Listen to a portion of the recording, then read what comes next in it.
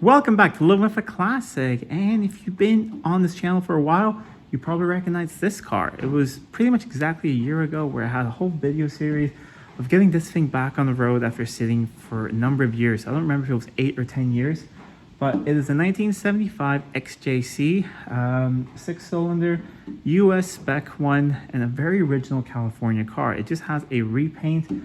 Otherwise, is a really nice original car. So last year we did a lot of things to it and got it up and running and did a massive road trip on it. I drove it up to Swedish Summer Meet, which was really far away that year, and then I delivered it to the president of the Swedish Jag Club, who was the owner of the car, and he drove around there and drove it back. However, it sat all winter, and then there were a couple things we realized that it needs. So it's back here for some work, and also because the summer meet this year is really close to my house and my shop. I wasn't really planning on filming a lot with this, and I'm halfway through a couple jobs and I realized I haven't shown you guys some of these jobs, so I want to show you what I'm going to do and then ask you guys if you want that to film, because I still have time to film all of the jobs because I've it's front suspension things. I've done one side. You'll understand more in a little bit.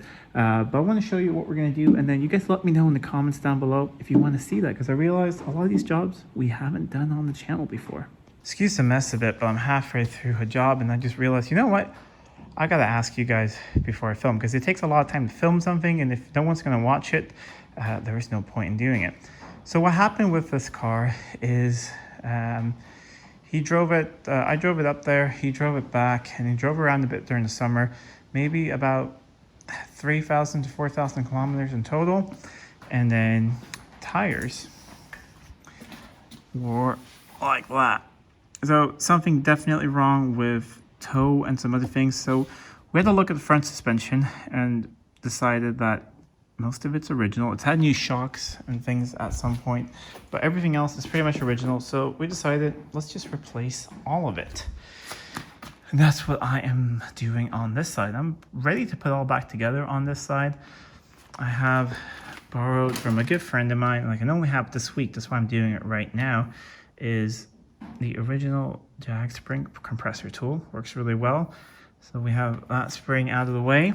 I have in here new upper wishbone bushing, new upper ball joint. The new lower ball joint is on the hub and everything, which is in my workshop. We have new bushings there, lower ones, and that's just in place now. So I'm just gonna do anti-roll bars, and then I'm ready to start putting this side back together. But I haven't done the other side. So let me know in the comments below, do you want to see that? It's one of those things that, yes, it's definitely DIY possible, and yes, you can do it without that special tool. You can use threaded rods. I just really like using this tool, and it's the first time I'm actually using the official tool. I've only done it with the threaded rods before, and I'm definitely going to try and pick one up because it's a great tool. But if you have one car like this and it's your only classic and you're probably never going to replace them again, see if you can borrow a tool like that or just use the threaded rods. But because just personally, I have probably 4 cars that I would like to do lower ball joints and things on, just because there's nothing wrong with them, but they're original. So yeah, I think I'm gonna pick one up. But let me know if you want to see that. So what else are we gonna do with this thing?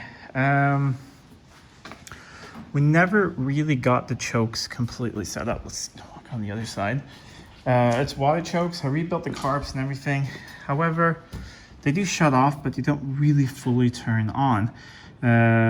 So when it's warm outside, starts up no problem.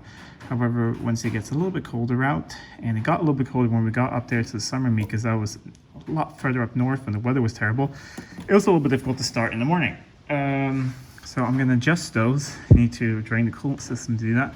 So that's something, let me know if you want to see that. Other than that, there was a slight leak from the AC, see if we can fix that and get some gas in it.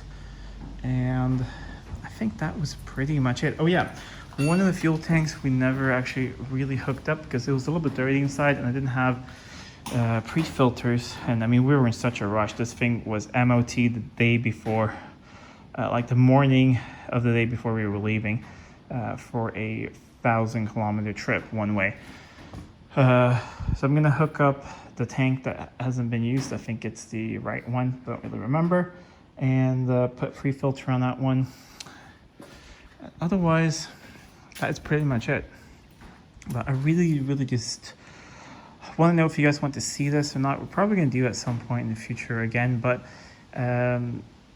since I'm just not doing it right now, and what is nice about this car being a California car is that nothing's been really stuck that badly. A couple things have, but I have bought a new tool, which I can show maybe another video.